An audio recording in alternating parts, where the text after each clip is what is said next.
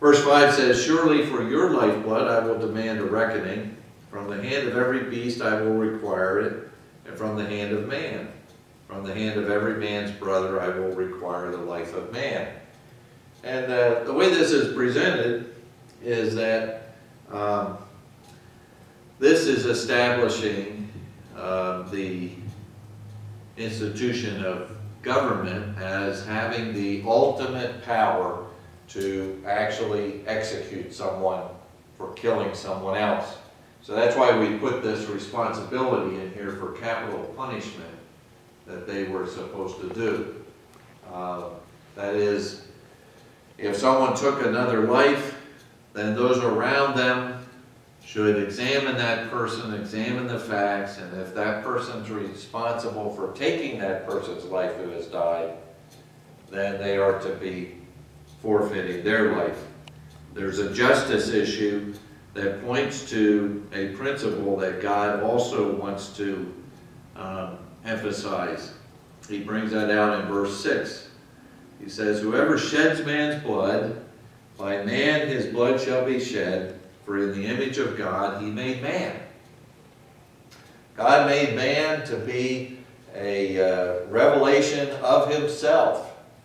That there is something in man that reveals what God is like. Man is a person. He's a rational creature. He works for a purpose, toward goals. He has a will, and he has emotions, and these reflect the personality of God. And the ability to make these kinds of determinations and to especially exercise dominion is what is incorporated in the idea of the image and likeness of God. And God made man this way. And so when someone just deliberately takes somebody else's life, what they're doing is they're erasing God's image and likeness in someone. They are erasing one example of what God is like. Now, the image and likeness, like we pointed out, it continues, but it is marred and damaged by sin, so that man is limited and cannot make his way unless he gets right with God through trusting in God. And so there is a principle that is being reinforced by this principle of capital punishment, and they were to implement this so that people aren't supposed to just take somebody else's life, but rather to work together in society to address the issue of the crime. Interesting enough, capital punishment has been the primary power that civil government has over people. And when that power and that authority is taken away, then the serious response and obedience to the civil government is weakened considerably. And that can be taken away either by just simply passing a law that you're no longer going to practice capital punishment, but it also can be taken away by the lack of a justice system that justly applies the punishment, instead of recognizing that if it's not a capital crime, then capital punishment doesn't fit. So in many cultures, execution was a dominant thing down through the centuries. But in other ones, laws were established to make it only apply in capital cases, and then other punishments were given that were not execution.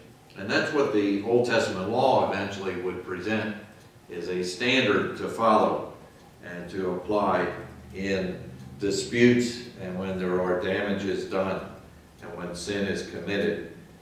There can be restitution and opportunity for repentance. So capital punishment was instituted civil government was implemented. Now what they were supposed to do was multiply, fill the earth, and the way to do that is you have to scatter and spread out over the face of the earth. Instead, they failed because they did not scatter. Instead, they exalted themselves. Now we read chapter 11, the first part of it, and you'll remember that it says there that the whole earth had one language and one speech. And it came to pass as they journeyed from the east, they found a plain in the land of Shinar, and they dwelt there. They stayed together.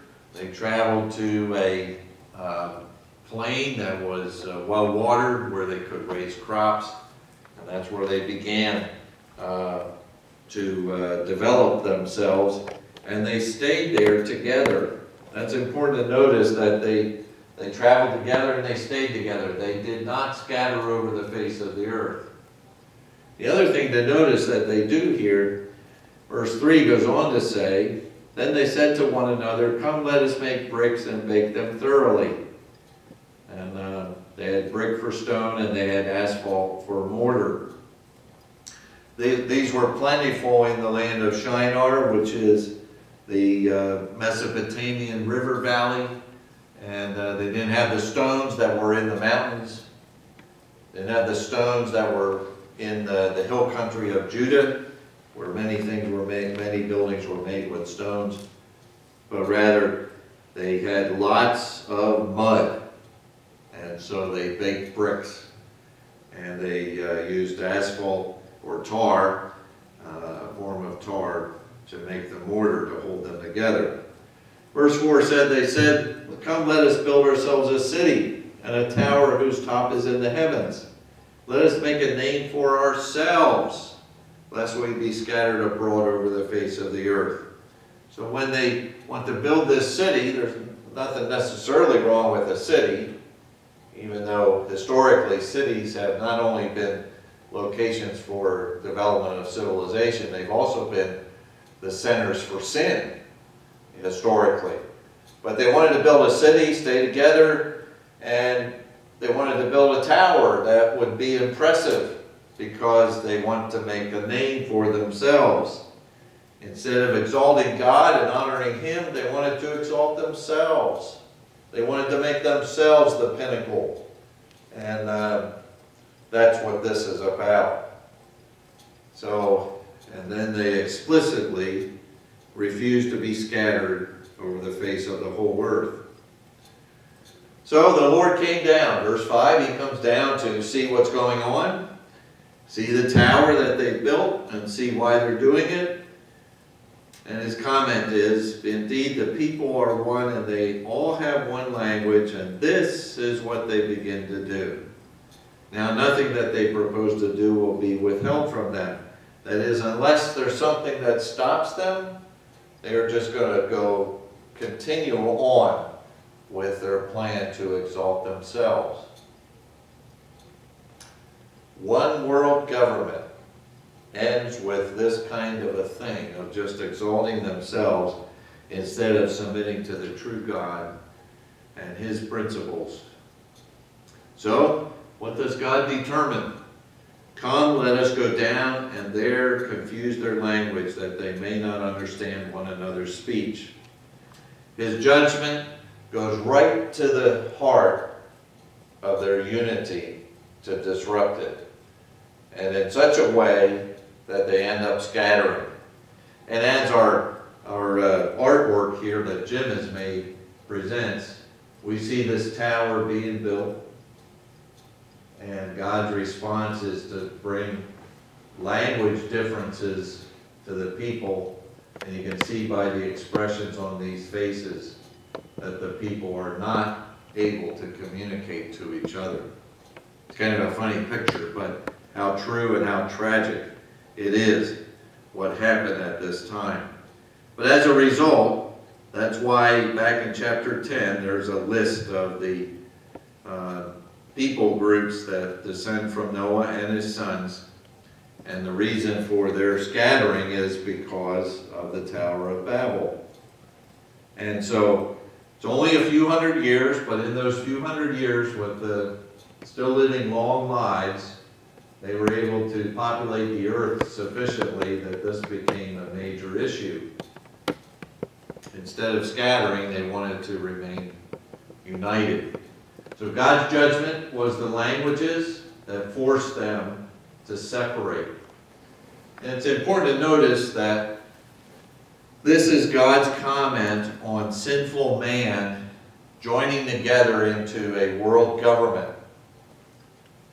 As long as men are sinners and not repentant and not submissive to God and His principles, what will happen when men unite is it will increase sin. Historically, we've seen that in every empire, that every empire has failed and fallen because of sin, because of the arrogance of their leadership, the pride of their culture, being the dominant power in the earth at the time. They end up indulging themselves in sin, and then that complicates their rule and leads to their ruin. And the sad shame of it is that that's happening in the West also, and may it well be happening in America today. The shame of it is that men don't repent and turn and submit to God and His principles. And so they end up with a disastrous result. Down through the ages, there have been attempts to reunite into a world empire. We've seen that with the different empires down through history. Babylon, the Persians, and the Greeks, Alexander the Great, and then the Romans. We've seen that in the Chinese Empire and the Indian empires of centuries gone by. And these attempts have always ended up with some level or kind of wickedness that has contributed to the fall of the empires. We've even noted some of them in the Americas, the Mayans and the Aztecs. How tragic we look upon them with all their advances. I'm just impressed with the numbers that the Mayans developed, their number and mathematical skill with time. Just amazing. But woven into it, they developed human sacrifice to a terrific amount and degree. And it really ended up leading to their destruction too.